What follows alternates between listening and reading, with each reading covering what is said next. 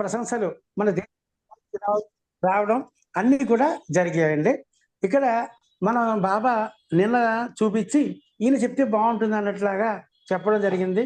ఆయన అడిగితే ఆయన ఇవాళ హైదరాబాద్లో ఉన్నారు, హైదరాబాద్ నుంచి మార్కాపురం వెళుతున్నారు. అయినా సరే బాబా యొక్క ప్రసంగం అనగానే ఆయన అలాగేనండి, నేను అంతా తయారైపోయి రెడీ అయిపోయి వచ్చేసి నేను చెప్పేసి బస్సు ఎక్కేస్తానని చెప్పారండి. అది బాబా యొక్క గొప్పతనం అండి. ఎందుకంటే బాబాది ఎంత బాబా కంటే ఎక్కువ అర్జెన్సీ ఏమి లేదు, బాబా కంటే ఎక్కువ పెద్ద పని లేదు, ప్రయాణం కూడా బాబాతోనే ప్రయాణం కాబట్టి ఆయన మనకి సమయం ఇవ్వడం జరిగింది. చాలా అత్యద్భుతంగా ఆయన ప్రసంగం మన సాయి తత్వం మీద, సాయి ప్రేమ మీద, సాయి సమర్థత మీద ఇప్పుడు కొనసాగుతుంది. అందరూ కూడా మీట్లో పెట్టుకుని అంతా అయిన తర్వాత అందరూ కూడా ఏమైనా ప్రశ్నలు ఉంటే కూడా అడగచ్చండి. శ్రీ సచ్చిదానంద సమర్థ సద్గురు సాయినాథ్ మహారాజ్ కి జై. సాయిరామ్ సార్. సార్ మొదలు పెట్టండి సార్.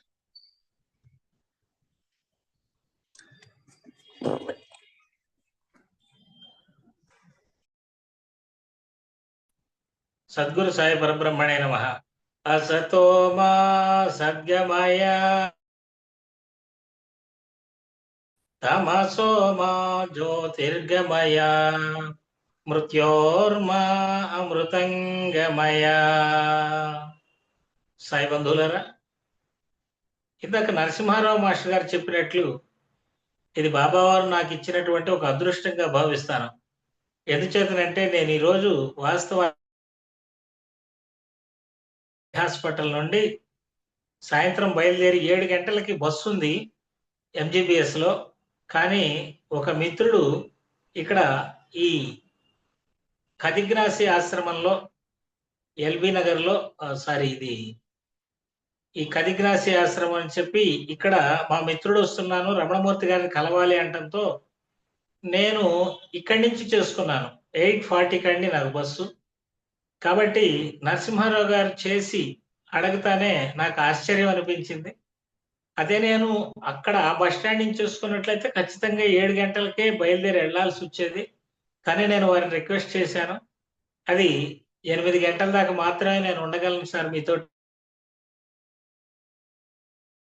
సరేనన్నారు. దానికి ముందుగా మీ అందరినీ మన్నించవలసిందిగా కోరుతూ బాబా వారు నాకు ఈ అవకాశాన్ని ఇచ్చినందుకు బాబావారి పాదాలకు నమస్కరించుకుంటూ ఉన్నాను. సాయి బంధువులారా, మన నరసింహారావు గారు వారి చేత గొప్ప కార్యాలు నిర్వర్తింపజేయాలనే ఉద్దేశంతో బాబా గారు వారికి ఒక పనిని కేటాయించడం జరిగిందనేది ఉంది. దీనిలో భాగంగానే వారు అంతర్జాతీయ స్థాయిలో షిరిడీలో ఆ కార్యక్రమాన్ని నిర్వహించారు. మరి భారతదేశంలోనే మొట్టమొదటిసారిగా ఒక భాషకి చెందినటువంటి వ్యక్తులు అందరూ కలిసి అంతర్జాతీయ స్థాయిలో జరపడం అనేటువంటిది మొదటిసారి అని నేను భావిస్తున్నాను. ఎందుకంటే 2017వ సంవత్సరంలో షిరిడీ ఆశ్రమం వాళ్ళు, షిరిడీ టెంపుల్ వారు మొత్తం దేశం మొత్తం మీద అంతర్జాతీయంగా ఉన్నటువంటి దేవాలయాలను వాటన్నింటినీ కూడా పిలిచి అక్కడ మీటింగ్ పెట్టారు. నేను కూడా మా సాయిబాబా ఫౌండేషన్ తరఫున అక్కడికి వెళ్ళడం జరిగింది. అక్కడ కూడా వేదిక మీద మాట్లాడేందుకు బాబా వారు అనుమతించారు. నిజంగా బాబా వారు ఇస్తున్నటువంటి ఈ యొక్క అవకాశాలకు, వారు ప్రచారం చేసేటువంటి తత్వాన్ని ప్రచారం చేసేటందుకు ఇస్తున్నటువంటి అవకాశాలకి మరొకసారి ధన్యవాదాలు తెలియజేసుకుంటూ, బాబా గారికి శ్రీ నరసింహారావు గారు సాయి ప్రేమతత్వం గురించి 4 మాటలు మనం ముచ్చటించుకుందాం సార్ అని చెప్పి అన్నారు. చాలా సంతోషం. ఎందుకంటే అసలు సాయి తత్వమే ప్రేమతత్వం. గ్రంథములెన్ని చదివిన గాని కాజాలడు పండితుడు, గ్రంథములెన్ని చదివిన గాని కాజాలడు పండితుడు, ప్రేమయను 2 అక్షరములా చదివినోడే పండితుడు కబీరా, చదివినోడే పండితుడు.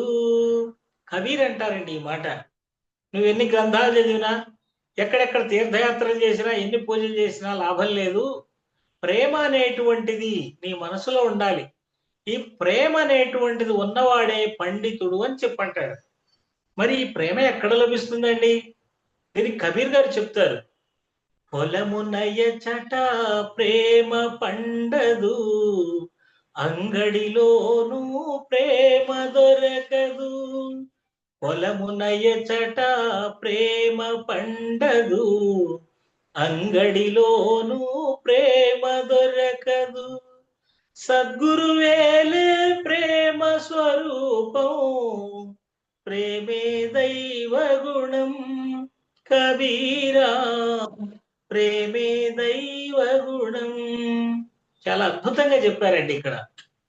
ప్రేమ పొలంలో పండదు, అంగట్లో కొనుక్కుందామంటే దొరికే వస్తువు కూడా కాదది. ఎక్కడంటే సద్గురు ప్రేమ స్వరూపుడు. ఎందుకంటే ఈ దైవగుణం అనేటువంటిది ప్రేమయే అని చెప్పి వారు చెప్తూ ఉన్నారు. అంటే దైవగుణం ప్రేమ అయినప్పుడు ఆ ప్రేమ తోటి నిండినటువంటి సద్గురు అనేటువంటి వారు ప్రేమ స్వరూపుడే కదా. అటువంటి ప్రేమ స్వరూపం ద్వారానే బాబా గారు మనకు ముక్తిని ప్రసాదిస్తున్నారు. అద్భుతమైన, అసలు అందరికీ తెలిసినటువంటి విషయమే. ఈ ప్రపంచంలోనే ఇటువంటి గొప్ప అవతారం అనేటువంటిది నభూతో న భవిష్యతి, గతంలో లేదు, భవిష్యత్తులో కూడా రాదేమో అనేటువంటిది మనకు అనిపిస్తూ ఉంటుంది. మరి బాబా ప్రేమతత్వం ఏమిటి? ఈ ప్రేమతత్వాన్ని మనం ఎలా అర్థం చేసుకోవాలి అనే విషయాలు మనం ఇప్పుడు చర్చించుకుందాం. అయితే దీనికంటే ముందుగా నేను నరసింహారావు గారితో కూడా నిన్న రోజున మాట్లాడటం జరిగింది. ఒక విషయాన్ని మీ దృష్టికి తీసుకొని వచ్చి అందులో ఈ ప్రేమతత్వాన్ని మనం వివరించుకుందాం. మొదటగా మనకి అనేక రకాలైనటువంటి కథలు బాబా యొక్క సచ్చరిత్రలు లభిస్తాయి. అలాగే మనకి అనేక చాట్లు కూడా లభిస్తూ ఉంటాయి. అయితే మనం సాయి తత్వాన్ని అర్థం చేసుకోవటానికి ఒక మార్గం, దాన్ని ఒక క్రమ పద్ధతిలో అధ్యయనం చేయాలి. నరసింహారావు గారి యొక్క తపనది. నాకు అది చాలా బాగా నచ్చింది. ఎందుకంటే వారు అంశాలని కేటాయించే తీరు, అంటే ఈ విషయాల మీద మన సాయి బంధువులకు అవగాహన కలగాలి అనేటువంటిది వారి యొక్క తాపత్రయం. అది నిజంగా చాలా గొప్పది. ఒక శాస్త్రీయంగా ఆలోచిస్తూ ఉన్నారు వారు. సో ఈ క్రమంలోనే మనము ఒక బ్యాగ్ ఉందనుకోండి, ప్రయాణం వెళ్ళటానికి బ్యాగ్ సర్దుకొని వెళ్ళాలనుకోండి, ఏం చేస్తాం? బ్యాగ్ లో బట్టలన్నీ ఒక దగ్గర పెట్టుకుంటాం. అలాగే మనకి రోజువారీ ఉపయోగపడేటువంటి అంశాలన్నీ ఒక దగ్గర, అలాగే ఫుడ్ ఐటమ్స్ అన్ని ఒక దగ్గర. ఇలాగ ఒక బ్యాగ్ లో ఏ షెల్ఫ్ లో ఏది ఉంది, ఏ ఫోల్డర్ లో ఏది ఉంది అనేటువంటిది మనకు అర్థమవుతుంది. ఇలాగ సర్దుకున్నప్పుడు మన ప్రయాణం చాలా చక్కగా సాగుతుంది. మనం ఏ రకమైనటువంటి ఇబ్బందులు పడం. లేదు మొత్తం కలిపి పెట్టేసుకున్నాం అనుకోండి, ప్రతిసారి కూడా ఏ వస్తువు కావాలన్నా అన్ని తీసి బయట పెట్టుకోవాల్సిన పరిస్థితి వస్తుంది. అలాగే సాయి తత్వాన్ని మనం అర్థం చేసుకోవటానికి సత్యయానం అనేటువంటి ఒక కాన్సెప్ట్ తెలుసుకుందాం. ఏమిటి సత్యయానం అంటే? అంటే మనం అందరం సాయి మార్గంలో ప్రయాణిస్తూ ఉన్నాం. ఈ సాయి మార్గంలో ప్రేమ ఎక్కడ ఉంది, ఆధ్యాత్మికత ఎక్కడ ఉంది, ఈ విషయాల్ని తెలుసుకోవడమే సత్యయానం యొక్క ఉద్దేశం. మనందరం ఆ మార్గంలో ఉన్నటువంటి వారమే. అయితే దీనిని వివరించి చెప్పగలగటమే. ఎవరైనా అడగచ్చు మనల్ని, ఏమిటి ఈ బాబా మార్గం ఎలా ఉంటుంది, దీంట్లో బాబా నుంచి మీరు ఏం పొందుతున్నారు అనేటువంటి విషయాలు. అప్పుడు సూటిగా సుత్తి లేకుండా చెప్పడానికి ఉపయోగపడేటువంటి ఒక మాటే సత్యయానం. దీనిలో ఏముంటుంది? బాబా వద్దకి ఎవరైనా దేనికి వెళతారు అంటే మొట్టమొదటగా మనందరం వచ్చేది కార్యసిద్ధి. అంటే మన పనుల కోసమే కదా వచ్చేది. ఇదంతా మన చిన్నప్పటి నుంచి. సరే ఇప్పుడు కొంతమంది వదిలేసి ఉండొచ్చు, మాకు కార్యాలు కాదండి, మాకు ఆయన యొక్క ప్రేమ కావాలి, లేదు ఆధ్యాత్మికత కోసం వస్తున్నాను. కానీ ప్రారంభంలో అందరం కోరికల కోసం వచ్చిన వారమే కదా. అలాగే పనుల కోసం వస్తాం. రెండవది ఇప్పుడు మనం మాట్లాడుకున్నటువంటి ప్రేమతత్వం. బాబా గారి దగ్గరికి వచ్చిన తర్వాత కోరికలు తీరుతాయి. వెంటనే మనకి బాబా కథలు మన మనసులో ప్రవేశిస్తాయి. అవి మన మనసులో ఉన్నటువంటి దురాలోచనల మొత్తాన్ని తొలగించి ప్రేమ భావాన్ని నింపుతాయి. అంతకుముందు ఉన్న మన మనస్సులోని ఆలోచనలన్నీ తొలగిపోతాయి. ప్రేమ భావం అనేటువంటిది పొంగుతుంది. అంటే ఏమిటి? మన చిత్తం శుద్ధి అవుతుంది. చిత్తశుద్ధి మొదటిది, కార్యసిద్ధి, చిత్తశుద్ధి అనేటువంటిది రెండవది. ఇక మూడవది, బాబా గారి దగ్గరకు వచ్చిన తర్వాత మనకి లభించేటువంటిది ఏంటంటే స్థిరత్వం అండి. స్థిరమైనటువంటి బుద్ధి. ఈరోజు పెద్దలు నరసింహారావు గారు కానివ్వండి, సాయిదాస్ గారు కానివ్వండి, మరి ఇంకా అనేక మంది బాబా తత్వంలో సేవ చేస్తున్నారు, అనేక మంది మందిరాలు నిర్వహిస్తున్నారు, అనేక మంది సేవా కార్యక్రమాలు చేస్తున్నారు. వీటన్నిటికీ కారణం స్థిరమైనటువంటి బుద్ధి. బాబా నా వెనకాల ఉన్నాడు, నన్ను నడిపిస్తున్నాడు అనేటువంటి స్థిరమైనటువంటి బుద్ధి. ఇది 3వ ఫోల్డర్ లో ఉంది. 4వ ఫోల్డర్ లో వచ్చి జ్ఞాన సిద్ధి, ఆధ్యాత్మిక జ్ఞానం, జ్ఞానోదయం అనేటువంటి ఈ 4 ఫోల్డర్లలో 4 ఉన్నాయి. ఇప్పుడు మనకి చాలా సులభం. మీరు ఏ మార్గంలో వెళ్తున్నారు? సాయి మార్గంలో వెళ్తున్నాం. మరి సాయి మార్గం ద్వారా మీరు పొందేది ఏంటి? 4 కార్యసిద్ధి, చిత్తశుద్ధి, స్థిర బుద్ధి, జ్ఞాన సిద్ధి. ఓకే, అయిపోయింది. 4 పొందుతున్నాం. ఇప్పుడు మనం రెండో దాని దగ్గరకు వచ్చాం. నరసింహారావు గారు చెప్పమంది రెండోది ప్రేమతత్వం గురించి చెప్పమన్నారు. మరి ఈ ప్రేమతత్వంలో మనం ఏం చెప్పుకుంటాం ఇప్పుడు అని అంటే, బాబా గారు మన పట్ల ఏ విధంగా ప్రేమ చూపిస్తున్నారు, అంటే వారి నుంచి మనకి ఏ రకంగా ప్రేమ అందుతుంది అనేటువంటిది మొదటి పాయింట్. రెండవ పాయింట్, మన మనసులు ప్రేమపూరితంగా ఎలా మారుతున్నాయి. వారు అందించడం సరేనండి, మన మనసు కూడా మారిపోవాలి కదా. ఇప్పుడు నరసింహారావు గారు ఏదైనా మనకి తెచ్చి పెడుతూ ఉండొచ్చు తినమని చెప్పి, మనం బాగా తింటున్నాం. కానీ మనలో కూడా ఇతరులకు పెట్టే బుద్ధి డెవలప్ అయినప్పుడే ఆయన చేసినటువంటి పనికి ఫలితం ఉంటుంది. ఎందుకు? వారిని చూసి మనం నేర్చుకున్నట్లు. అలాగే బాబా గారు మనకు ప్రేమను పంచుతున్నారు. అదే సమయంలో మన మనసులు కూడా ప్రేమపూరితమవుతున్నాయి. ఈ విషయాన్ని మనం గమనించాలి. కాబట్టి మనం నరసింహారావు గారు చెప్పినటువంటి చాలా గొప్ప సబ్జెక్ట్ ఇది. అసలు బాబా తత్వమే ప్రేమతత్వం. అసలు ఆయన తత్వాన్నే చెప్పమన్నారు. కాబట్టి ఇది చాలా అదృష్టం. ఈ చెప్పే నాకు, వినే మీకు ఈ అదృష్టాన్ని కల్పించినటువంటి నరసింహారావు గారికి నిజంగా చెప్పాలన్నా కానీ ఒక గొప్ప అదృష్టం ఉండాలి, మీ అందరితోటి కలిసి మాట్లాడాలంటే. సో బాబా గారు మనకు ప్రేమని ఎలా పంచుతున్నారు, వారి ప్రేమ ఎలా ఉంటుంది, మనలో ప్రేమ ఎలా పెంపొందింపజేస్తున్నారు, ఇవి రెండు తెలుసుకుందాం. ఈ రెండిటి వల్ల వచ్చే ఫలితం ఏంటి అనేటువంటిది మనం తర్వాత తెలుసుకుందాం. మొట్టమొదటి బాబా గారు మనల్ని ఏ విధంగా ప్రేమిస్తూ ఉన్నారంటే, మనందరికీ తెలిసిందే. మనందరి స్వానుభూతితోటే చెప్దాం. పుస్తకాలను కాసేపు పక్కన పెడదాం. పుస్తకాన్ని పక్కన పెడదాం. మనందరి మనసుల్లో తెలుసు కదా, బాబా ఎంత ఇదిగా మన పక్కన ఉన్నారు. నేను ఈ రోజు మాట్లాడుతూ ఉన్నానన్నా, మీరందరూ ఈ సమయంలో ఇలా వచ్చి కూర్చొని వింటూ ఉన్నారు అన్న, నరసింహారావు గారు ఇదే పనిగా పెట్టుకుని ఇలా తత్వ ప్రచారం చేస్తూ ఉన్నారు అన్న, మనకి ఆయనకి ఎంత ప్రేమానుబంధం ఉంటే చేస్తాం. అషమషిగా చేయం కదా. కాబట్టి వారి ప్రేమ అనేటువంటిది మనం ఎక్కడ ఉన్నప్పటికీ, నా భక్తుడు 6 కోసుల దూరంలో ఉన్నప్పటికీ నేను పిచ్చుక కాలికి దారం కట్టి లాగినట్లు లాక్కొని వస్తాను అని చెప్పారు బాబా గారు. ఆయన కొన్ని కథలు మనకు తెలుసు సచ్చరిత్రలో. భీమాజీ పాటిల్ అనేటువంటి ఆయన అందరూ చనిపోతాడు అనుకున్నారు, ఆయన కూడా చనిపోతాడు అనుకున్నారు. కానీ బాబా గారి దగ్గరికి వెళ్ళిన తర్వాత ఇతని కర్మఫలం నశించింది, ఇతనికి ఆరోగ్యం చేకూరుతుంది అని ఆశీర్వదించారు. అందుచేత ఆయనకి ఆ ఊదితోటి ఆయన జబ్బు నయమైపోయింది. ఆయన ప్రేమ భావం ఎలా పొంగి పొరలింది అంటే, సాయి సత్యవ్రతం రూపంలో వెల్లువికింది. ఆయన సాయి సత్యవ్రతాన్ని ప్రారంభించారు. ఇదంతా మనకి తెలిసినటువంటిదే. తెలిసినటువంటి దాన్ని మళ్ళీ మళ్ళీ చెప్పడం నా ఉద్దేశం కాదు. కానీ ఇక్కడ దానిని మనం విడదీసి చెప్పుకుంటున్నాం. ఏమని అంటే, ప్రేమతత్వాన్ని బాబా గారు మనకి ఎలా ఇచ్చారు అనే విషయాన్ని మనం మాట్లాడుకుంటూ ఉన్నాం. ఇలాగా మనకి భీమాజీని కాపాడటం జరిగింది. అలాగే ఎక్కడో కొలిమిలో పడుతున్నటువంటి బిడ్డని బాబా చేయి పెట్టి కాపాడటం జరిగింది. నానాసాహెబ్ చాందోర్కర్ గారు కొండ మీద ప్రయాణం చేస్తున్నప్పుడు దప్పికయ్యి నోరు ఆరుకుపోయి చనిపోతాను అనుకునేటువంటి పరిస్థితుల్లో, బాబా నన్ను వదిలేసావా, నేను చనిపోతానా, నా పరిస్థితి ఇంతేనా అని చెప్పి అనుకున్నప్పుడు బాబా గారు అక్కడ అంటారు షిరిడీలో కూర్చుని, నానా చావనున్నాడు, నేను చావనివ్వను, అంత ప్రేమామయుడు. వారు ఆ బిల్లుడు రూపంలో వచ్చి మనకి అది అందించడం జరుగుతుంది. ఇలాగా మనందరికీ అనుభవమేనండి. బాబా ఏదో ఒక రూపంలో మనకు వచ్చి సహాయం చేయటం అనేటువంటిది. కాబట్టి వారి ప్రేమ అనేటువంటిది ఒకసారి రుచి చూసిన తర్వాత అది తల్లి ప్రేమ లాంటిది, అది గురువు ప్రేమ లాంటిది, అది తండ్రి ప్రేమ లాంటిది. కాబట్టి దాన్ని మనం వదులుకోదలుచుకోం. కాబట్టి అంత ప్రేమతోటి ఆయన ఇస్తారు. అయితే అన్ని ఇచ్చేస్తారా బాబా గారు అంటే ఎవరు.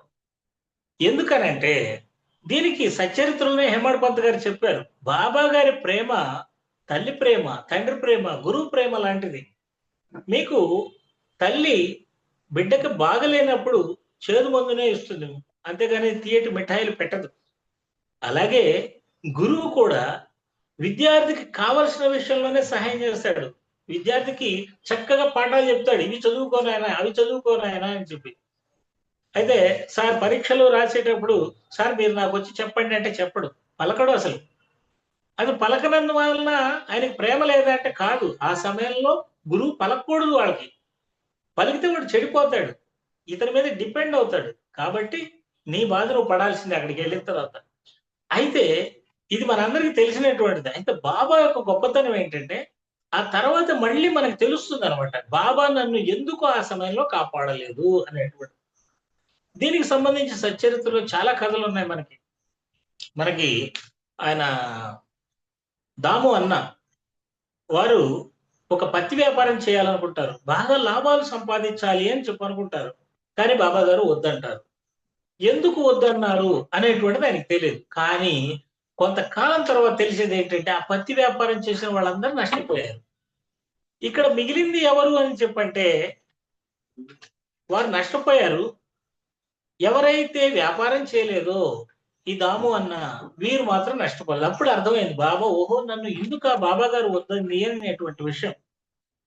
అలాగే సాటే అనేటువంటి ఆయన అనేక కష్టాలు పడుతూ దాదాపు 6 సంవత్సరాల పాటు తీవ్రమైన ఇబ్బందులు పడుతూ కష్టాలు పడుతూ బాబా గారికి చెప్పుకున్న బాబా గారు ఏ రకమైనటువంటి సహాయం బాబా గారి దగ్గర నుంచి అందకపోవడంతో చివరికి ఆత్మహత్య చేసుకోవాలని చెప్పి వెళ్ళిపోయాడు.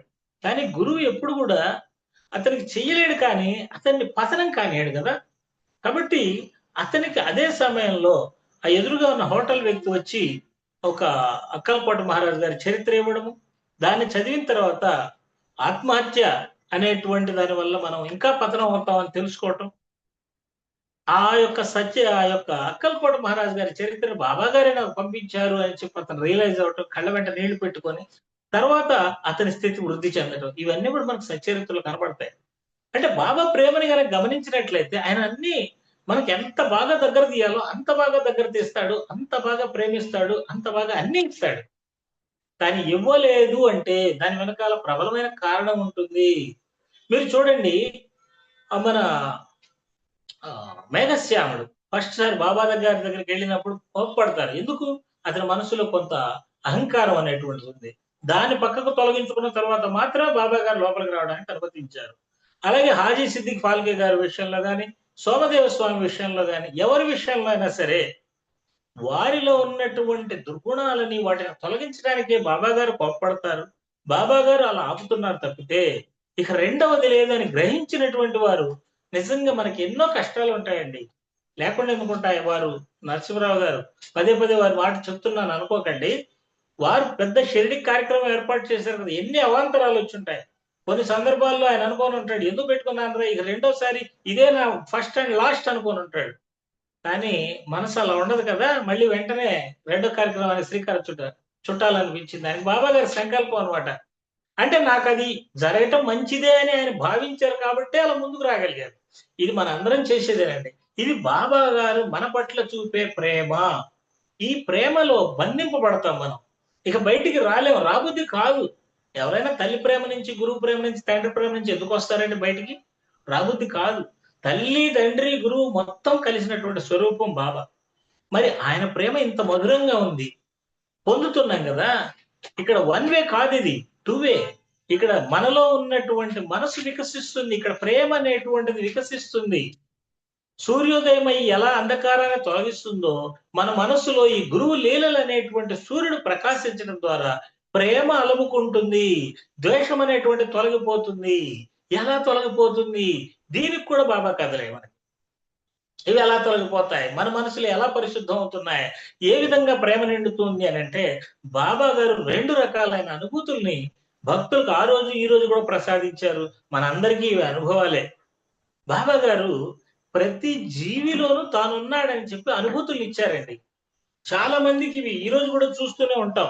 మనం ఏదో ఇంట్లో చేసుకున్నప్పుడు ఖచ్చితంగా ఆ సమయానికి భిక్షగాడో, ఫకీరో, సన్యాసో, లేకపోతే కుక్కో, ఆవో, పిల్లో ఏదో ఒకటి వచ్చి దానికోసమే వచ్చినట్లు వచ్చి మన ఇంటికి రావడం, ఆ ప్రసాదాన్ని తీసుకొని ఆనందంగా వెళ్ళిపోవడం, ఇలాంటివి మనం ఎన్నో సందర్భాల్లో చూసుంటాం. అంటే ఏంటి? ఇలాంటి సంఘటనల ద్వారా బాబా గారు ప్రతి జీవిలో నేనున్నాను అని మనకి నిరూపణ ఇస్తూ ఉన్నారు. తద్వారా ఏం జరగబోతుంది, జరుగుతుంది మన మనసులో అంటే ప్రతి ఒక్కరూ కూడా భావస్వరూపమే. ఎందుకు వారిని కోప్పడాలి? ఎందుకు నేను అసహించుకోవాలి? ఎందుకు వారిని తక్కువగా చూడాలి? అనేటువంటి భావన మనకొస్తుంది. ఈరోజు మనం చూడండి, ఏ మందిరంలో అయినా సరే ఒక కుక్క గాని, పిల్లి గాని వస్తే దాన్ని లోపలికి రానిస్తారా? కేవలం బాబా మందిరాల్లో మాత్రమే అవి వస్తే ఒకవేళ అడ్డం అనుకుంటే కొంత ప్రసాదాన్ని తీసుకెళ్ళి పక్కన పెడతారు గాని కట్టె తీసుకొని కొట్టరు. కానీ ఏ మందిరం గాని, చర్చ్ గాని, మసీద్ గాని ఎక్కడైనా సరే మీరు చూడండి. ఇలాంటివి వచ్చినాయంటే కట్టెతో 4 దెబ్బలేసి పంపిస్తారు. కానీ బాబా మందిరాలు పంపించరు. ఎందువలన? వారి మనస్సుల్లో ప్రేమ అనేటువంటిది వికసించింది. అలాగే ఎవరైనా భిక్షగాళ్ళు కావచ్చు, ఇంకొకళ్ళు కావచ్చు, ఉంటే ఉన్నదని ఇస్తారు. లేకపోతే లేదులేమ్మా నా దగ్గర ప్రస్తుతానికి లేదులే అని చెప్పి వెళ్ళిపోతారు. అంతేగాని వాళ్ళని అసహించుకోవడం అనేటువంటిది ఉండదు. కాబట్టి మన మనసులో ప్రేమ అనేటువంటిది పొంగుతుంది. ఇదే కదా విశ్వమానవ సౌభ్రాతృత్వానికి కారణం. మనం పక్కవారితో కలిసి ప్రేమగా జీవించాలి. కులము లేదు, మతం లేదు, జాతి లేదు, ప్రాంతం లేదు, అన్ని ఏది లేదు. విశ్వమానవ ప్రేమ అనేటువంటిది మన హృదయాల్లో వికసిస్తూ ఉంది. స్వామి వివేకానంద చెప్పారండి ఒక మాట. భారతదేశంలో భవిష్యత్ మతం ఏదైనా ఉంది అంటే ఈ విశ్వమానవాళికి సంబంధించినటువంటి మతం అది భారతదేశంలోనే వికసిస్తుంది అని చెప్పారు. మరి నిజంగా ఆయన ఆ మాట అలా చెప్పారు. ఇక్కడ మనకి షిరిడీలో ఈ వికాసం అనేటువంటిది మొదలైంది. బాబా గారు ఏ ఒక్క హిందువులకో, ముస్లింలకో చెందినటువంటి వ్యక్తి కాదు. మనకు తెలుసు ఆయన హిందూ సాంప్రదాయాలు పాటించాడు, ముస్లిం సాంప్రదాయాలు పాటించారు. అలా అని చక్రనారాయణ, జోసఫ్, అలాగే మనకి కలెక్టర్ గా పనిచేసినటువంటి ఆ రోజుల్లో కర్టిస్ అనేటువంటి దొర, ఇటువంటి వాళ్ళందరూ క్రిస్టియన్స్ అయినప్పటికీ బాబా దగ్గరకు వచ్చి దర్శనాలు చేసుకున్నారు. అలాగే మెహర్ బాబా పర్షియన్, మరి ఆయన కూడా బాబా భక్తులే. ఇలా ఎంతో మంది బాబా భక్తులు అన్ని మతాలకు చెందినటువంటి వారు ఉన్నారు. ఎందుకంటే సబ్కా మాలిక్ ఏక్, అందరి దేవుడు ఒక్కడే అనేటువంటిది చెప్పడమే కాదు, ఈయన నిరూపణ కూడా ఇచ్చాడు. అబ్దుల్లా గారు నిరంతరం బాబానే వెంట పెట్టుకొని ఉన్నారు. ఎందుకని? ఆయనకి ఇస్లాం మత ప్రవక్తలాగా అనుభూతినిచ్చాడు. కాబట్టే ఆయన అంటిపెట్టుకొని ఉన్నాడు. మరి మహల్సాపతి ఎందుకు అంటిపెట్టుకొని ఉన్నాడు? ఆయన ఖండోబాలాగా అనుభూతినిచ్చాడు. అలా ఒక్కొక్కరికి ఒక్కొక్కటి. వారు ఏ యొక్క దృక్పథంతో చూస్తే ఆ రకమైనటువంటి దర్శనాన్ని ఇచ్చారు. రాముల వారిగా ఇచ్చారు, అలాగే శ్రీకృష్ణుడిగా ఇచ్చారు, విష్ణువుగా, శివుడుగా, మేఘశ్యాముడికి, ఇలాగే అనేక మందికి అనేక దేవతా రూపాల్లో అనుభూతినిచ్చారు. అందుకే కదా మీరు భారతదేశంలో చూడండి, మీరిక్కడ శైవ దేవాలయాలు, వైష్ణవ దేవాలయాలు అని ఉంటాయి. శైవాలయాల్లోకి వెళ్ళి మీరు విష్ణు సహస్రనామం చదువుతామంటే ఊరుకుంటారా వారు? ఊరుకోరు. అలాగే వైష్ణవాలయాల్లోకి వెళ్ళి రుద్రం చదువుతామంటే ఊరుకుంటారా? ఊరుకోరు. కానీ బాబా మందిరాల్లో రుద్ర నమక చమకాలతోటి అభిషేకం చేస్తారు, విష్ణు సహస్రనామం పారాయణం చేస్తారు, లలిత సహస్రనామం పారాయణం చేస్తారు. ఇక చెయ్యండి ఏంది, నువ్వేదొచ్చి చేసుకున్నా మాకు అభ్యంతరం ఏం లేదు. ఇక్కడ మొత్తం కలుస్తుందండి. శివం, విష్ణు మయం మొత్తం ఒకటే అయిపోతుంది అన్నమాట ఇక్కడ. కాబట్టి మనకి గురువు అనేటువంటి మహనీయుడు ప్రేమ స్వరూపుడు అని కబీర్ చెప్పినట్లు ఆయన ప్రేమ స్వరూపుడు కాబట్టి మనం ఆయన దగ్గరకు వచ్చాం కాబట్టి మన మనసులు కూడా ప్రేమ స్వరూపంగా మారిపోతూ ఉన్నాయి. మనకి మ్యాగ్నెట్ దగ్గర అయస్కాంతం దగ్గర ఒక చిన్న ఇనప ముక్కని గాని లేదా పిన్నిసుల్ని గాని దానికి అలా ఉంచేసాం అనుకోండి కొద్ది రోజులు, లేదు కొంతసేపు అలా గీస్తూ ఉన్నాం అనుకోండి, వాటికి కూడా అయస్కాంత లక్షణం వచ్చేస్తుంది అనమాట. వాటిని మరో మీరు పిన్నిసు గాని ఇనప ముక్క గాని పెడితే అది అంటుకుపోతుంది. మ్యాగ్నెట్ పక్కకు తీసేసినప్పుడు. ఇది మనందరం చిన్నప్పుడు చేసే ఉంటాం.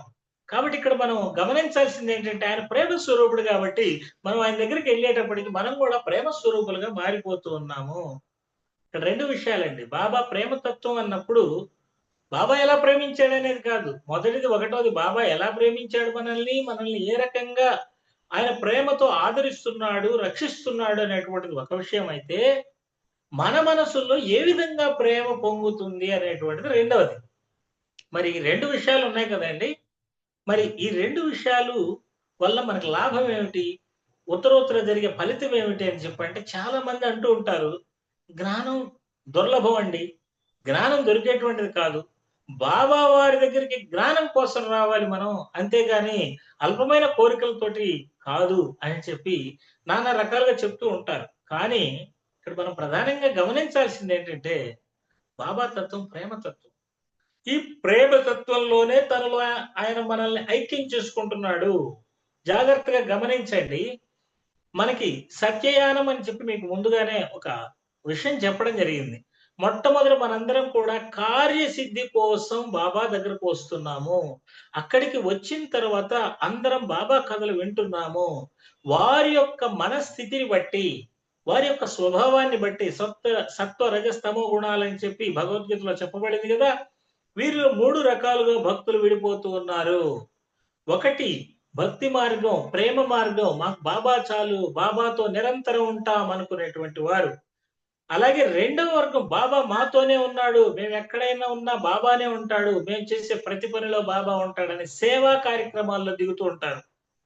వీరికి బాబా పూజ చేస్తావా, నువ్వు వెళ్ళి అన్నదానం చేస్తావా, ఎవరైనా లేని వారికంటే బాబా చెప్పింది నాకు పేదలకు అన్నదానం చేయమని కాబట్టి నేను భిక్ష చేసైనా సరే వారికి అన్నదానం చేస్తాను అంటారు. వీరి మనసులో కూడా ప్రేమ ఉంది, ప్రేమ లేకుండా చేయరు కదా. అలాగే మూడో వర్గం ఉంది, జ్ఞాన సిద్ధి కోసం వెళ్ళేటువంటి వారు. జ్ఞానం, ఆత్మ సాక్షాత్కారం కోసం ప్రయత్నించేవారు, ప్రతి జీవిలోనూ బాబాను చూడాలని ప్రయత్నించేటువంటి వారు వీరు. కాబట్టి ఈ 3 రకాలుగాను బాబాలో మనం ఐక్యత పొందవచ్చు. ఇప్పుడు మనం ప్రేమతత్వం గురించి మాట్లాడుతున్నాం. ప్రేమతత్వం ద్వారా బాబాలో ఎలా ఐక్యం పొందుతారు అని అంటే, ఇందాక మనం చెప్పుకున్నాం చూడండి, బాబా గారి ప్రేమ సాగరం ఆయన. ఆ ప్రేమ సాగరం అనేటువంటి దాని నుంచి నిరంతరం మనకి కావలసినటువంటి ప్రేమ వర్షిస్తూ ఉంది. మనము ఒక చిన్న పిల్ల కాలువ లాంటి వాళ్ళం. అది బాబా యొక్క ప్రేమతో అలా అలా మొదలై మహా ఉధృతంగా ప్రవహించే నదిలాగా మారుతుంది. మనం ఒక గంగా నదిలా, ఒక గోదావరి నదిలా, ఒక కృష్ణా నదిలా మారి నేరుగా పోయి బాబా అనేటువంటి ప్రేమ సముద్రంలో కలుస్తూ ఉన్నాం.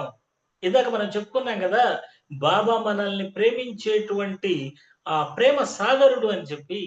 అది మొదట గుర్తుపెట్టుకోవాలి. రెండవది, మనం కూడా ప్రేమమయంగా మారుతూ ఉన్నాము. ఆయన ప్రేమమయమే, మన మనసు ప్రేమమయమే అయినప్పుడు ఇక మిగిలేది ఏమిటి? అంతా ఒకటే. మీరు నాలో నది సముద్రంలో ఐక్యమైపోయినట్లు మీరు నాలో ఐక్యత పొందగలరు అని చెప్పారు. కాబట్టి ఇక్కడ మనం గ్రహించాల్సింది ఏంటంటే, సాయి ప్రేమతత్వం అనేటువంటిది, దీనిలో ప్రధానంగా 3 అంశాలు ఉన్నాయి. ఒకటి, బాబా గారు మనకు అందించేటువంటి ప్రేమతత్వం ఎలా ఉంది, మనల్ని ఎలా కాపాడుతున్నాడు, ఎలా రక్షిస్తూ ఉన్నాడు అనేటువంటిది ఒకటైతే, రెండవది మన మనసులు ఏ విధంగా ప్రేమపూరితంగా మారుతున్నాయి. మరి అక్కడ ప్రేమే, ఇక్కడ ప్రేమే. ఇవి 2 ప్రేమ అయినప్పుడు 2 కలిసిపోతాయి. 2 కలిసిపోవడం అంటే అదే ముక్తి, అదే జీవన్ముక్తి. ఇక ఇంతకంటే రెండోది లేదు. కాబట్టి దీనికి ఉపనిషత్తుల్లో మీకు ఒక కథ చెప్తాను. ఈ ఉపనిషత్తుల్లో ఒక కథ ఉందండి. దాంట్లో ఒక యువకుడు అయినటువంటి సన్యాసి ఉంటాడు. అతను కుటుంబాన్ని త్యజించి అన్నింటినీ వదిలేసి అడవుల్లో ఘోరమైనటువంటి తపస్సు చేసుకుంటాడు. అన్నింటినీ వదిలేస్తాడనమాట. వదిలేసి అంత గొప్పగా తపస్సు చేసుకుంటుంటే అతనికి ఏమవుతుందంటే, ఒక పక్షులు ఆ చెట్టు మీద ఉండి అతని మీద రెట్ట వేస్తాయనమాట. దాంతో అతనికి మహా కోపం వచ్చేస్తుంది. ఇలా పైకి చూస్తాడు కోపంతోటి. ఇతని యొక్క కోపాగ్నికి ఆ పక్షులు మాడి బూడిదైపోతాయి అనమాట. మాడి మసిలిపోయి కింద పడిపోతాయి. ఇక అతని తర్వాత భిక్ష కోసం ఊళ్ళోకి వెళ్తాడు. వెళ్ళి ఒక ఇంటి ముందర నిలబడి, అమ్మ భవతి భిక్షాందేహి అని పిలుస్తారు. అప్పుడు ఆవిడ రావడం కొంచెం లేట్ అవుతుందన్నమాట. ఆవిడ తన భర్తనే గురువుగా భావిస్తూ, ఆమె భక్తి భావంతో, ప్రేమ భావంతో వారికి సేవలు చేస్తుండే వారి అత్తమామలకి, వారి అమ్మ నాన్నలకి, వారందరికీ కూడా. ఆమె భక్తి ప్రేమ సాగరం లాగా మారిపోయినటువంటి మహాసాధ్వి ఆవిడ. మరి ఈయన బయట నుండి పిలిచిన తర్వాత, నాయన ఒక్క క్షణం ఆగు నాయన అని చెప్పింది. కొంచెం లేట్ అయింది. ఈయన కోపం వచ్చేస్తుంది. ఏంటి ఇంతసేపు నన్ను నిలబెట్టుద్దా, నేను ఇంత మహా తపోశక్తి సంపన్నుడి కదా అనేటువంటి ఆలోచనతోటి. కాసేపటి తర్వాత ఆవిడ బయటకు వస్తుంది. ఆ అన్నం తెచ్చి పెడుతూ చిరునవ్వు నవ్వుతూ, నాయనా సన్యాసికి అంత కోపం ఉండకూడదు నాయనా, నీ కోపానికి మాడి మసైపోవటానికి నేను చెట్టు మీద ఉండే పిచ్చుకల్ని కాదు నాయనా అంటది. దాంతో అతను ఒక్కసారి ఆశ్చర్యపోతాడు. ఏమిటి ఇంత గొప్పగా మాట్లాడింది ఆయన చెప్పి టప్పున కాళ్ళ మీద పడిపోతాడు. అమ్మా ఏంటి నీ యొక్క గొప్పతనానికి కారణం ఏంటి అంటే, ఏం లేదు నాయన, నువ్వు అక్కడ కూర్చొని ఏ సాధన చేస్తున్నావో ఇక్కడ ప్రేమతత్వం ద్వారా చిత్తశుద్ధి ద్వారా జరిగే సాధన కూడా ఇదే నాయన అని అంటది. లేదమ్మా నువ్వే నా గురువు అని చెప్పి ఆయన కాళ్ళ మీద పడతాడు.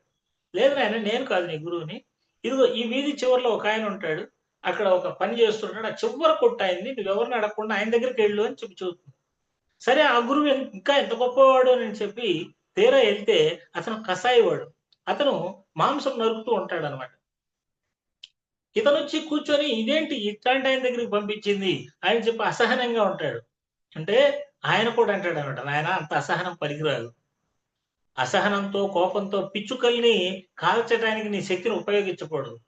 ఆమె చెప్పింది కాబట్టి నువ్వు ఇక్కడికి వచ్చావు నీ యొక్క ఇది వల్ల. నీకు ఇష్టం లేకపోతే వెళ్ళిపో అంటాడు. దీంతో ఆయన ఇంకా ఆశ్చర్యపోతాడు. ఇదేంటి ఇంత గొప్ప సిద్ధి ఉందా ఆయన దగ్గర అని చెప్పి, స్వామి మీరు నాకు అనుగ్రహించండి అని చెప్పంటే, నేను పనిలో ఉన్నాను. నా పనులన్నీ అయిపోయేదాకా నువ్వు ఆగాలంటాడు. ఇతను ఈ పనంతా చేసుకొని ఇంటికెళ్ళి వాళ్ళ అమ్మా నాన్నలకు కావాల్సినవి అన్నీ చూసి తర్వాత వస్తాడన్నమాట ఇతని దగ్గర మాట్లాడటానికి. ఇది కర్మయోగం అండి.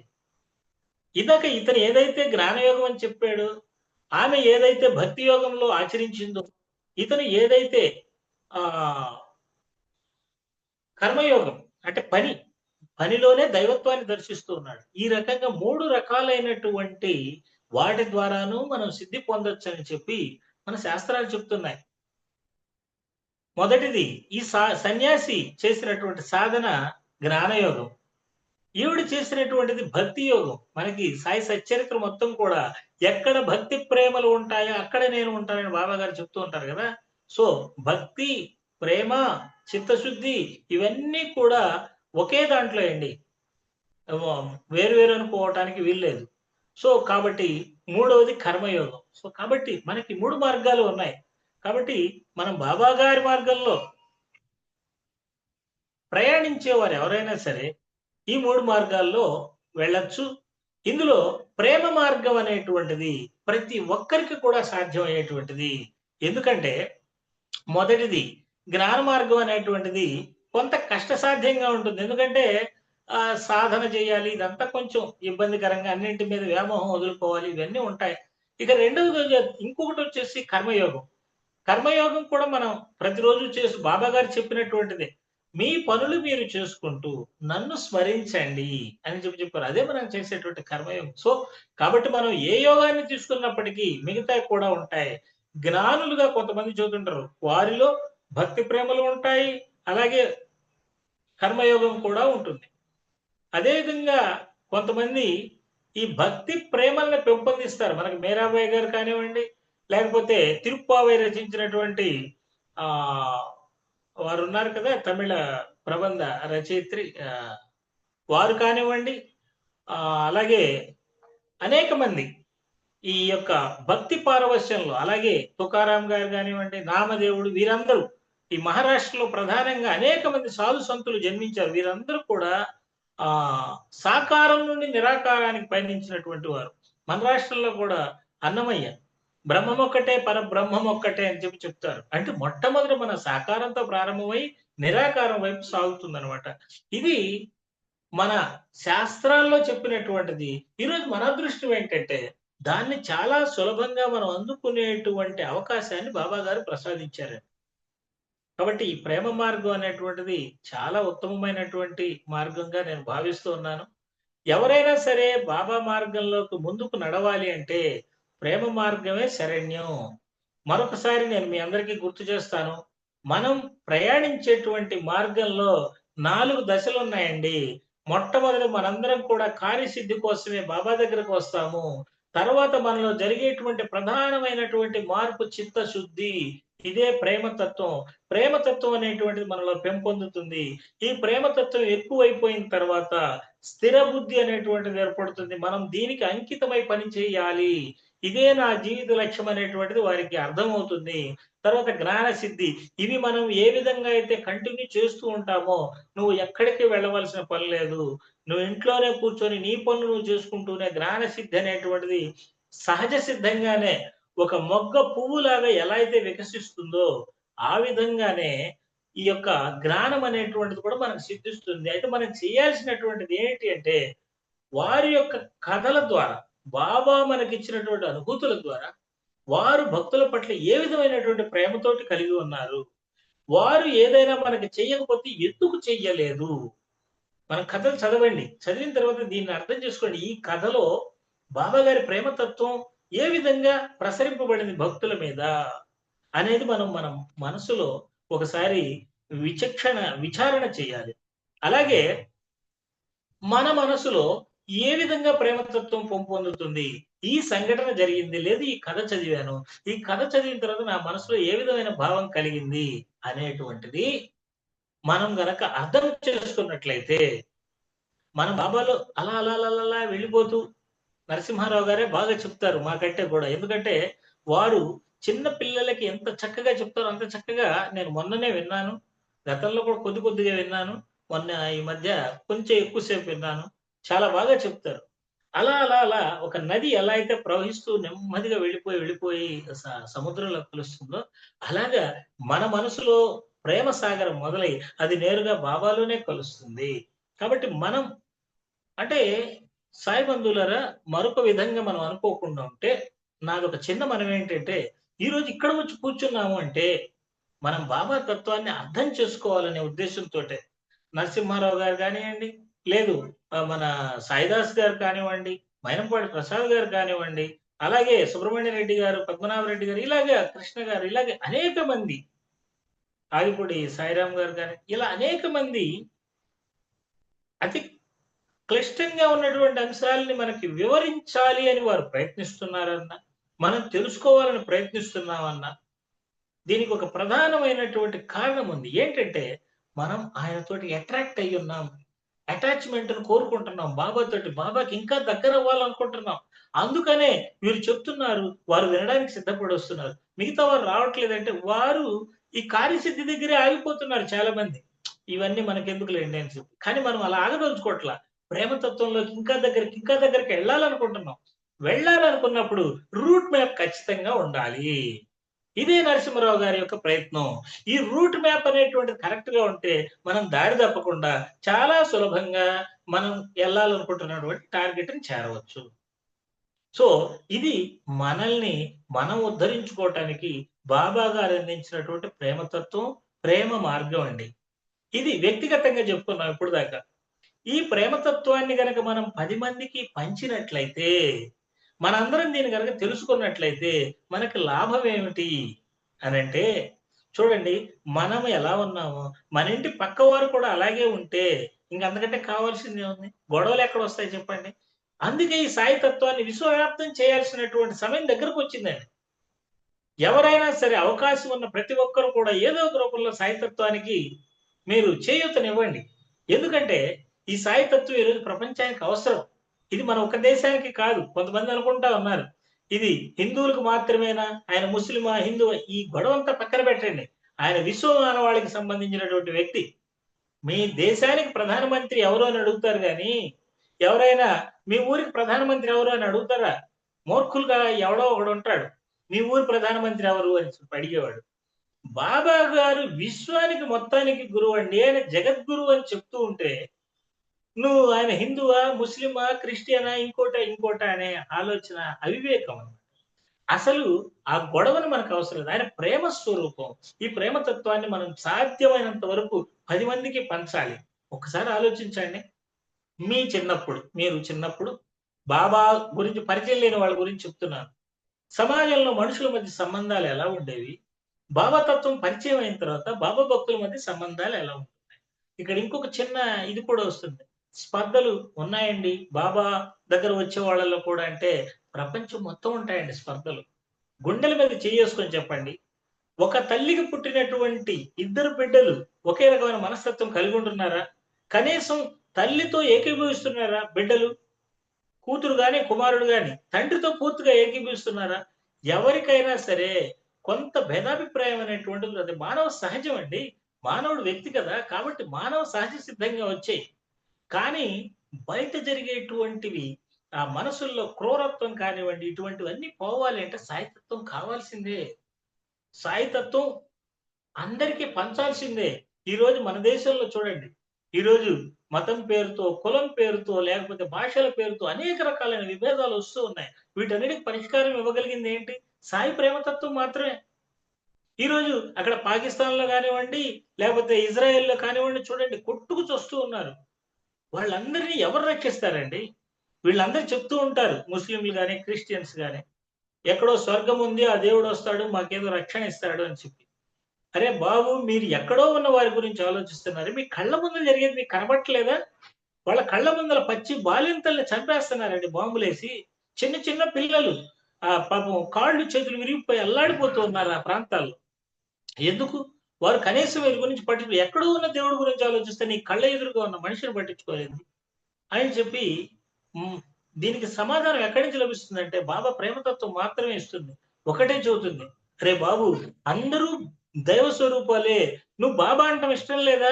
ఓకే వదిలేసేయి. అందరూ అల్లా స్వరూపాలనుకో. మనకేం అభ్యంతరం లేదు కదా! బాబా భక్తులకి. లేదు అందరూ జీసస్ స్వరూపాలనుకో. అందరం కలిసుందాంరా ఇబ్బందేముంది? నేను నిన్ను బాబా స్వరూపం అనుకుంటాను. అలాగే నువ్వు నన్ను జీసస్ స్వరూపం అనుకో. ప్రేమగా ఉందాం" అని చెప్పగలిగేది బాబా తత్వం మాత్రం ఒక్కటేనండి.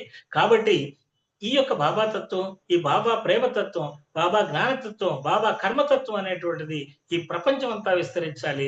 దీనికోసం మన నరసింహారావు గారు లాంటి వారే కాకుండా అనేక మంది ముందుకు రావాలి. వస్తూ ఉన్నారు. దీనిని ఉధృత స్థాయిలో ఇంకా తీసుకెళ్ళాలి.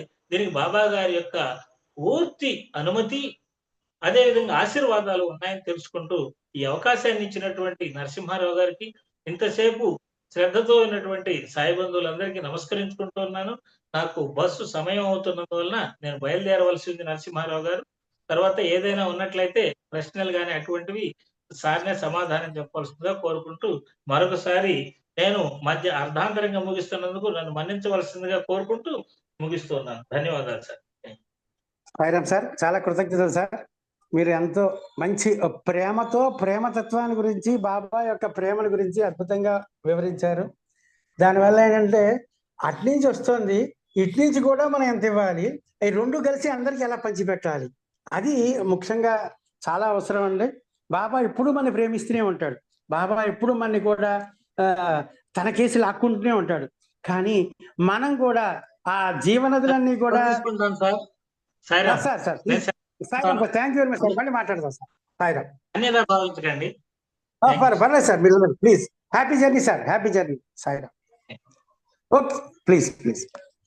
Thank you very much sir, thank you very much sir. అయితే మనకి అద్భుతమైనటువంటి ఒక మంచి ప్రసంగాన్ని బాబా మనకి ఇవాళ అందించారు.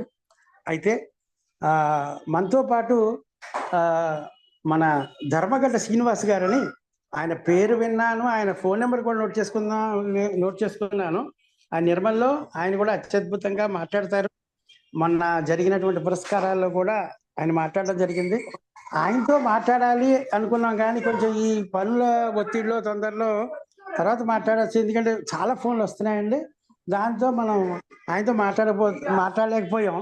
కానీ బాబా ఈ యొక్క మన యొక్క ఈ జూమ్ మీట్లోకి బాబాయ్ రప్పించారండి. ఇదంతా బాబా చేస్తున్నటువంటి అద్భుతమైన కార్యక్రమం అండి. ప్రేమతత్వం అంతా కూడా ప్రేమతో ఆయన వచ్చారు. ధర్మగడ శ్రీనివాస్ గారు ఆయన కూడా కొంచెం ప్రేమతత్వం గురించి ఒక 15 నిమిషాల పాటు మాట్లాడవలసిందిగా కోరుతున్నాం సార్. సాయిరామ్ సార్. ఫస్ట్ మీ పరిచయం చేసుకోండి సార్. ధర్మగడ శ్రీనివాస్ సాయిరామ్ గారు. సాయిరామ్ సాయిరామ్ సార్. సాయిరామ్ సార్. ఈ జూమ్ మీటింగ్ లో ఈరోజు నేను ప్రవేశించడం జరిగింది. మన రజనీ కుమార్ గారు చాలా బాగా సాయి తత్వాన్ని, సాయి ప్రేమతత్వాన్ని చాలా బాగా వివరించారు సార్. చాలా విషయాలు తెలుసుకోవడం జరిగింది. అయితే మనకు సాయి అష్టోత్తర శతనామావళిలో మనకు ప్రేమ గురించి 2 మంత్రాలు వస్తాయండి. అష్టోత్తర శతనామావళిలో ఓం ప్రేమమూర్తయే నమః, ఓం ప్రేమమూర్తే నమః అంటే సాయిబాబా మూర్తి భవించిన ప్రేమ. ప్రేమ అనేది సాయిబాబాలోనే సంపూర్ణంగా ఉంది. అదే విధంగా ఇంకొక నామం వస్తుందండి, ఓం ప్రేమ ప్రదాయ నమః. మరి మూర్తి భవించిన ప్రేమ స్వరూపమైన షిరిడి సాయిబాబా ఓం ప్రేమ ప్రదాయ నమః అని కీర్తించబడుతున్నాడు. ప్రేమ ప్రదాయ నమః అంటే ప్రేమను, ప్రదాయ అంటే ఇచ్చేవాడవు అని అర్థం. ఇక్కడ దాయ అంటే ఇచ్చేవాడు, ప్రదాయ అంటే మనం కోరుకున్న దానికంటే ఎక్కువ ఇచ్చేవాడని అర్థం. ఓం ప్రేమ ప్రదాయ నమః అంటే ప్రేమను భక్తులకు వారు కోరుకున్న దానికంటే ఎక్కువగా ఇచ్చేవాడని అర్థం. ఇదంతా కూడా ఈరోజు మన ఎవరు రజనీ కుమార్ గారు చాలా బాగా వివరించారండి. చాలా సంతోషం. ఈ విధంగా మనం జూమ్ మీటింగ్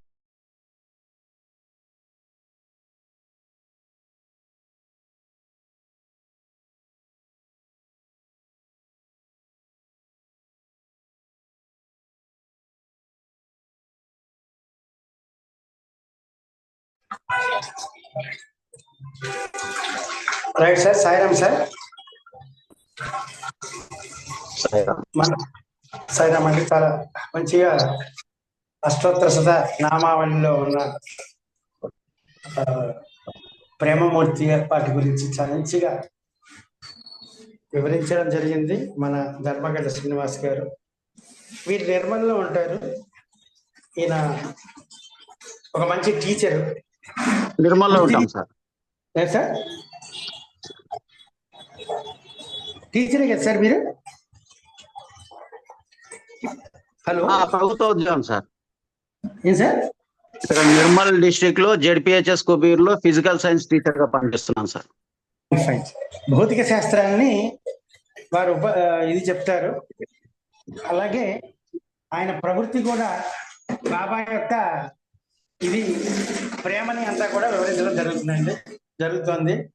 ఈ మధ్యనే ఆయన్ని కలవలేదు, కానీ మొదటిసారిగా ఇప్పుడే మాట్లాడుతున్నాం. బాబా ఇక్కడికి తెప్పించారు. ఇక ముందు ముందు కూడా ఆయనతో మనం మాట్లాడుతూ ఉన్నాం, ఆయన కలుద్దాం. కాకపోతే ఇక్కడ ఏంటంటే మనకి వాకాడ్లో ఒక మంచి ప్రోగ్రాం సార్, మీకు తెలిసే ఉంటుంది.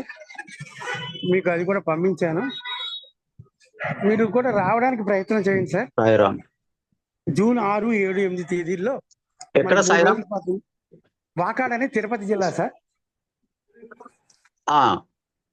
తిరుపతి జిల్లా 3 రోజుల పాటు జూన్ 6, 7, 8 గూడూరు నుంచి 32 కిలోమీటర్లు సార్. మన సాయి భక్తులందరూ కూడా విచ్చేస్తున్నారు అక్కడికి. మీలాంటి ప్రేమమూర్తులంతా వస్తున్నారు. వచ్చేదంతా కూడా ప్రేమమూర్తులు, సాయి భక్తులందరూ అండి. అదేంటంటే మంచి మంచి టాపిక్స్ తో ఒక కాన్ఫరెన్స్ లా జరుగుతుంది సార్.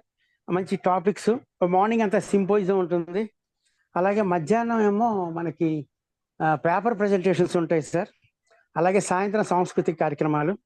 ఒక మెడికల్ కాన్ఫరెన్స్ లో ఎలా అయితే చేస్తారో, ఇప్పుడు సైన్స్ల మీద వాటి మీద కాన్ఫరెన్స్ జరుగుతుంటాయి, జర్నలిస్టులు కానీ, లేకపోతే ఒక సైంటిఫిక్ కాన్ఫరెన్స్ ఎలా జరుగుతుందో ఇది కూడా బాబా అలా చేసేట్లా చేశారు. ఫస్ట్ ఇంటర్నేషనల్ కాన్ఫరెన్స్ ఢిల్లీలో పెట్టారు, ఇప్పుడు ఏమో నేషనల్ కాన్ఫరెన్స్ పెడుతున్నారండి. ఇదంతా బాబా చేసేదే అండి. ఊరికే పేరు నరసింహారావు అంటున్నారు, కానీ నరసింహారావు ఏమి లేదు సార్. బొట్టకొస్తే అక్షరం మొక్క లేదు, లోపల చూస్తే తెలివి ఏమి సున్నా అంతే, జీరో. నరసింహారావు జీరో అండి. చేసేది బాబా, చేయించేది బాబా అండి. కేవలం మనంతా నిమిత్త మాత్రంలో మేము చాలా నిమిత్త మాత్రం, అసలు ఏమీ రాదు, కానీ చేసేదంతా బాబా కాబట్టి అది చాలా అద్భుతంగా జరుగుతుంది. ఎందుకంటే అక్కడంతా ఆ వైబ్రేషన్స్ అన్ని కూడా అంత ప్రేమతత్వమే అండి. అక్కడ జరిగేదంతా కూడా ప్రేమతో వస్తున్నారు. అందరూ బాబా వచ్చి కూర్చుంటున్నారు, అందరి చేత చెప్పిస్తున్నారు, అందరి చేత వినిపించేట్లా చేస్తున్నారు, కొంతమంది చేత ఆచరించేట్లా కూడా చేస్తున్నారండి. ఎందుకంటే ఒకటి తెలిస్తే ఓకే, థియరీ, ప్రాక్టికల్ ఇవన్నీ కూడా బాబాకి చాలా అవసరం అండి. ఏదో చెప్పేసాం విన్నాం అన కాదు. బాబా ఒక టీచర్ అండి. బాబా ప్రథమంగా ఒక టీచర్. ఒక లెక్చర్ ఇచ్చి పంపించడం కాదు. టీచర్ ఏం చేస్తారు? టీచ్ చేస్తారు, రాకపోతే నిలబెడతారు. ఇప్పుడు ఎలా ఉందో పరిస్థితి కష్టం, కానీ చిన్నప్పుడు అయితే స్టాండప్ ద బెంచ్ అనేవారు, లేకపోతే 2 మొట్టికాయలు వేసేవారు. అది రావడమే టీచర్ యొక్క ఆబ్జెక్టివ్. ఈ మన స్టూడెంట్ ఆబ్జెక్టివ్ ఈ షుడ్ లెర్న్, అంతే, నో అదర్ ఆప్షన్. అలాంటి అద్భుతమైనటువంటి ఆబ్జెక్టివ్స్ తో నడిచేటువంటి పాఠశాల మంది. ఆధ్యాత్మిక పాఠశాలలో బాబాయ్ సద్గురువు, మనందరం కూడా ఆయన యొక్క పిల్లలం కాబట్టి మనకి అన్ని నేర్పుతారు. కాబట్టి ఇదంతా నేర్పిస్తున్నారండి. లాస్ట్ టైం కూడా కొన్ని లక్షల మంది మన యొక్క ఇది వీక్షించడం జరిగింది. 108 కంట్రీస్ లో 3,50,00,000 ఇళ్లకి మన యొక్క ఇది వెళ్ళిందంటే 14 లక్షల యూట్యూబ్ లో వాళ్ళు పంపించడం జరిగింది. అందుకని ఇక్కడ ఏంటంటే అక్కడ ఉన్నది ఒక 5-6 వేలే అవ్వచ్చు, కానీ చేరింది మాత్రం చాలా కొన్ని లక్షల మంది చేరింది. మరి ఈ మాట ఎంతమంది వెళ్తుందో బాబాకే తెలుసండి. అది గొప్ప కోసం కాదు, అక్కడ చేరితే కొంత % అయినా మారుతుందని బాబా యొక్క ఉద్దేశం సార్. కాబట్టి మీలాంటి వాళ్ళందరూ వస్తే కొన్ని ప్రశ్నోత్తరాలు ఇది కూడా ఉంటుందండి. ఇది 1 వే ఒకటే కాదండి. మామూలుగా సాధారణంగా డగడగదా నేను చెప్పదలుచుకుంది గంట చెప్పేసి దిగిపోతాను, తర్వాత నాకు అనవసరం. కానీ ఇక్కడ 3 టాపిక్లు మీరు చెప్పిన తర్వాత 3 కూడా స్టేజ్ మీదే ఉంటారు. ఆ తర్వాత 1 అవర్ పాటు పరిప్రశ్నలు, ఉపప్రశ్నలు, ఒక చర్చలా జరుగుతుందండి. దాని మీద ఏంటంటే అడిగిన దానికి మంచి అద్భుతమైనటువంటి ఎవరో అడిగిన దానికి కూడా నాకు సమాధానం వస్తుంది, నేను అడిగిన దానికి కూడా అంతమంది కూడా సమాధానం బాబా ఇప్పిస్తాడు. అది కాబట్టి ఇది ఒక మంచి ప్రక్రియలా పెట్టి బాబా ఏర్పాటు చేస్తున్నారు సార్.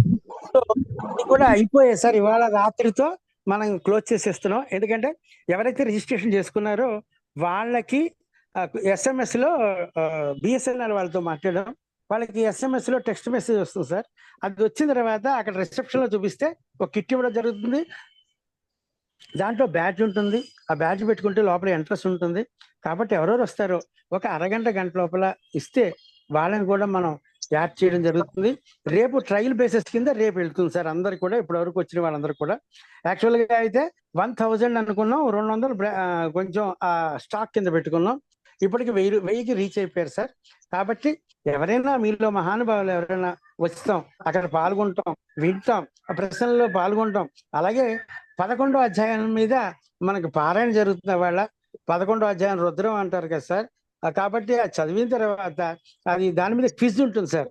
అవాళ ఒక పావు గంట సేపు చదివిన తర్వాత మనకి క్విజ్ ఉంటుంది. మన సుబ్రహ్మణ్య రెడ్డి గారిని ఆయన వస్తారు, ఆయన క్విజ్ కండక్ట్ చేస్తారు. దాంట్లో ప్రశ్నలు అడిగితే వాళ్ళు ఎవరైతే సరైన సమాధానం చెప్తారో వాళ్ళకి సంతోషపూర్వకంగా కొన్ని చిన్న చిన్న గిఫ్ట్లు బాబా ఇవ్వడం జరుగుతుందండి. కాబట్టి ఇవన్నీ కూడా ఆడుతూ పాడుతూ ప్రేమతో ఓలలాడుతూ బాబా యొక్క ప్రేమ తరంగాలపై మనం అలల మీద అలా తేలియాడుతూ అవన్నీ నేర్చుకుంటూ ఇంప్లిమెంట్ చేసేదే ఈ జాతీయ తెలుగు షిరిడి సాయి భక్త సమ్మేళనం సార్. కాబట్టి ఎవరైతే వస్తున్నారో వాళ్ళందరూ కూడా మనకి పేర్లు, ఫోన్ నెంబర్ ఇవ్వాల్సిందిగా కోరుతున్నాం సార్. అసలు యాక్చువల్గా అయిపోయింది, కానీ ఎందుకో మరి బాబా ఇవాళ కొత్త వాళ్ళు వచ్చారు కాబట్టి ఇది ఒక అవకాశంగా భావించి అందరు రావాల్సిందిగా కోరుతున్నాం సార్. సాయిరామ్ సార్. మన ధర్మగడ్డ శ్రీనివాస్ గారు కూడా చాలా అద్భుతంగా మాట్లాడతారు సార్. ఈ మాట మనం తప్పకుండా నెక్స్ట్ మనకి వర్క్ షాపులు జరుగుతున్నాయి బాబా దయ వల్ల, అలాగే మనకి కాన్ఫరెన్స్ జరుగుతున్నాయి, సత్సంగాలు జరుగుతాయి, ఇవన్నీ కూడా బాబా సాయి నామాలు జరుగుతాయి. అలాగే మనం ఎక్కడో అక్కడ అందరం కూడా కలుసుకునే అవకాశాన్ని బాబా ఎవరైతే కొంచెం ఇది ఒక ప్రేమ గ్రూపు, ఇదంతా ఒక మంచి ఒక ప్రేమతత్వంతో కూడిన గ్రూపుని బాబా ఏర్పాటు చేశారు. కాబట్టి మనందరం కూడా కలవడానికి చాలా అవకాశాలు ఉంటాయండి. అలాగే మనకేంటంటే ఒక అద్భుతమైనటువంటి ప్రణాళికని ఒకటి కాకుండానే ఇంకోటి బాబా టపటప పెట్టేసి మనకి అన్ని కూడా చూపిస్తున్నారండి. ఇదేంటి ఇవన్నీ ఏదో రిపోర్ట్ చెప్తున్నా అనుకోకండి, కొత్త వాళ్ళు వచ్చారు కాబట్టి కొంచెం మీకు కూడా అవగాహన ఉంటుంది. కాబట్టి మనకి ISSBST ఆరోగ్య మహాయజ్ఞం అని బాబా ఒకటి పెట్టారండి. ఎందుకంటే ఈ ఒక ఆధ్యాత్మిక చింతన కావాలన్నా, ఒక తపస్సు కావాలన్నా, ఒక ధ్యానం కావాలన్నా, ఒకటి ఏమన్నా చెయ్యాలన్నా శరీరం ఈజ్ ఆల్సో ఇంపార్టెంట్. సచ్చరిత్రలో చెప్పినట్టు ఒక గుర్రపు రౌతు తన స్థానం చేరేంత వరకు ఆ గుర్రాన్ని చాలా జాగ్రత్తగా చూసుకోవాల్సి వస్తుంది. దాన్ని తగినంత తిండి పెట్టాలి, విశ్రాంతి ఇవ్వాలి. అలాగే మనకి ఇచ్చిన ఈ ఉపాధి అంటే ఈ శరీరాన్ని, ఈ దేహాన్ని కూడా మన సాధన కోసం ఉపయోగపడేట్లా ఉండాలి. అంటే దీని అనారోగ్యం పాలు చేయకూడదు, ఎక్కువ తిండి పెట్టడం లేదా అసలు మానేయడం కాకుండా పెట్టాలి. ఎలాంటి ఆహారం తీసుకోవాలి, ఎలాగ దీన్ని నడిపించాలి అనే దాని మీద నేలకొండపల్లి అని ఒక మనకి ఇక్కడ ఉందండి సార్, కోదాడ దగ్గర ఉందండి. అది ఏంటంటే ఆయన ప్రకృతి ఆశ్రమం అయింది. ఆయన పేరు డాక్టర్ రామచంద్ర, చాలా ఫేమస్. ఆయన చాలా అసలు దొరకరు, కానీ బాబా ఆయనతో కలిపి ఆయనది కూడా ఒక టాపిక్ ఇవ్వడం జరుగుతుంది. అక్కడితో కాకుండా ISSBST ఆరోగ్య మహాయజ్ఞం అని ఒకటి ప్రారంభించి అది మనకి ప్రాక్టికల్ సెషన్స్ కింద మనకి జంగంపల్లిలో అది బాబా అక్కడ పెట్టమని చెప్పడం జరిగిందండి. జంగంపల్లి అంటే నిజామాబాద్కి కొంచెం ఒక 40 కిలోమీటర్ల యువతల కామారెడ్డి దగ్గర ఉంటుందండి. కామారెడ్డికి 11 కిలోమీటర్ల యువతల మంచి ఆశ్రమంలో బాబా ఏర్పాటు చేస్తున్నారండి. అంటే మార్నింగ్ సెషన్ అంతా కూడా ఈ శరీరం గురించి ఉంటుంది, మధ్యాహ్నం యొక్క అంతా కూడా సాయి యొక్క తత్వం యొక్క ప్రేమతత్వం ఇవన్నీ కూడా ఉంటాయండి. సో మనం ఈ దేహాన్ని ఆధ్యాత్మికాన్ని బ్యాలెన్స్ చేసుకునే విధంగా బాబా మనకి ఏర్పాటు చేయడం జరుగుతుందండి. అలాగే ఇంకా అనేక కార్యక్రమాలు మన రజనీ కుమార్ గారితో కూడా మాట్లాడడం జరిగింది. కొత్త ఆలోచన బాబా ఇవ్వడం, అది బాబాది అనుకోండి, దాన్ని అది work shop 1 day or 2 days పెడితే బాగుంటుందని. నెక్స్ట్ అది ఎప్పుడు డేట్స్ అనేది బాబా నిర్ణయం చేస్తారండి. ఈ పెట్టే కార్యక్రమాలు కానీ, ప్లేస్ కానీ, డేట్స్ కానీ అంతా మన సొంత తెలివితేటలు ఏం లేదండి. ఇక్కడ బాబాయే నిర్ణయిస్తారండి. డేట్స్ కూడా బాబాయ్ ఇస్తారండి.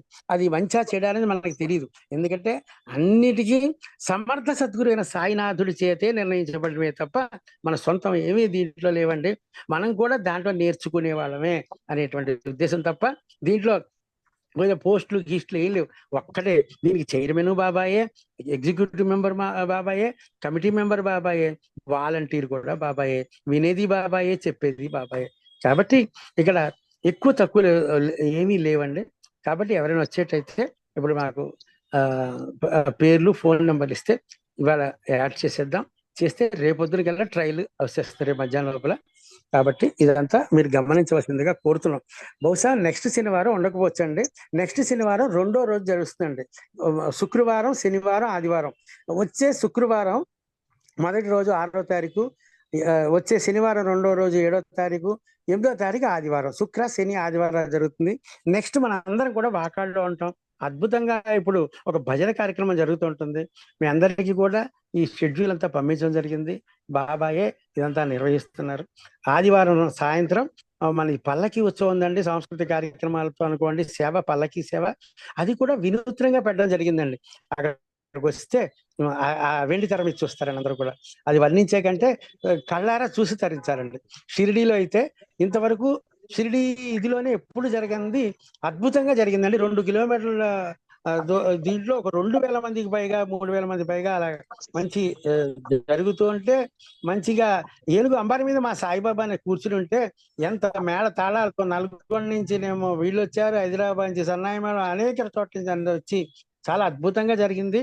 ఇప్పుడు అలా కాకుండా చాలా సాఫ్ట్గా, చాలా అద్భుతంగా ఒక మంచి మంచి సన్నివేశాలు చేసుకుంటూ వెళ్తారండి. అది చూడడం చాలా అదృష్టం. ఎందుకంటే మన వాళ్ళందరూ అక్కడికి వచ్చేస్తారు, సచ్చరిత్రలో ఉన్న వాళ్ళందరూ కూడా. కాబట్టి అది చూసి చేస్తే వింటే బాగుంటుంది.